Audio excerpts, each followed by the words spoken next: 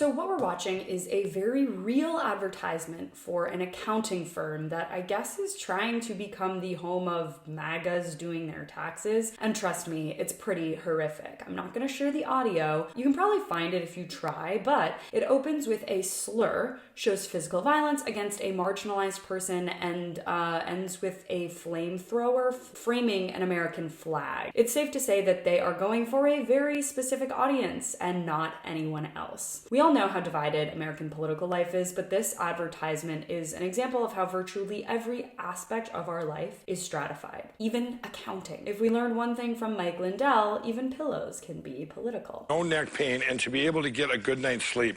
I've already told the rest of my guys here how much of a difference your pillow is already making.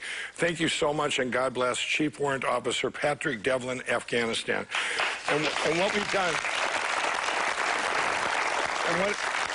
and what I've done since they've got that, we've been sending more and more over there to our troops, and we've also been approved in the United States, just the military bases, to be able to sell them there because they like our product. We've been okayed through all the way to Alaska, and we're helping, you know, not only the everyday people, but we're helping our troops too, and it's just amazing. And this has really scary implications, not just for us as a society, but in our individual lives. We are bombarded with ads every minute of every day, from YouTube mini ads to television to billboards to social media. That's not necessarily new, but what is just how targeted certain advertisements are to our political sensibilities. And when they go extreme, so do the people who are forced to watch them. I'm sure you can guess why this is pernicious, but these companies design content that will either trigger us or entertain us, and from there lead us further down into a rabbit hole into thinking that that very political message is just mainstream and everyone thinks it. And the reality is, it's not. In fact, the person sitting next to us is getting an entirely different ad experience, thus shaping them and their views. As you can tell, this will lead to even more division and hate in our country, a country that so desperately needs to find common ground where we can. So let's look at another angle of this division and siloing by politics. Not only is the right trying to get their way into the ad business, but the dating app market as well. But there are some big signs that it's not doing too well. So the Daily Beast reports that a new dating app aimed at hopeful conservative romantics is getting some hesitance from Republican women on Capitol Hill, and they're struggling to sign people up, according to the Daily Beast. Young Republican staffers are reluctant to join for many reasons, mostly because you can set your political beliefs on dating apps, so it seems superfluous and limiting your pool of candidates. So what's the point? Oh, that there are not options to put your pronouns in, and people aren't going to be embarrassed to put conservative on their profile. With that being said, actually, I'm kind of surprised it's not popular on the right. And with Peter Thiel backing it with $1.5 million